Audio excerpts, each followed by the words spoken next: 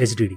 ఇప్పుడు చాలా కంప్యూటర్స్లో ఇది స్టాండర్డ్ అయిపోయింది. హెచ్డిడిలో లాగా హెచ్డిడిలో మూవింగ్ పార్ట్స్ ఏమి ఉండవు. ఇది ఫ్లాష్ మెమరీ అని ఒక టెక్నాలజీని యూజ్ చేసి ఒక స్మాల్ ఎలక్ట్రానిక్ చిప్లో డేటాను స్టోర్ చేస్తుంది. యూఎస్బీ ఫ్లాష్ డ్రైవ్లా అనుకోండి, కాకపోతే సైజులో కొంచెం పెద్దగా ఉంటుంది అండ్ చాలా ఫాస్ట్గా పనిచేస్తుంది.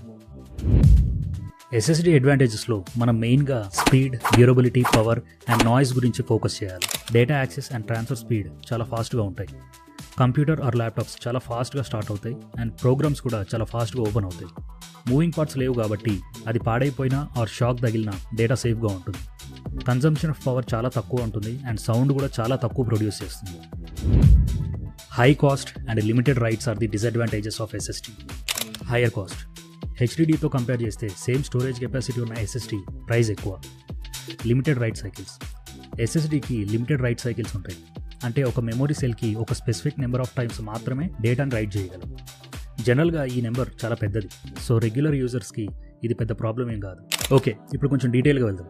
ఎస్ఎస్డీలో కూడా మనకు కొన్ని టైప్స్ ఉన్నాయి. వాటిని ఫామ్ ఫ్యాక్టర్స్ అంటారు.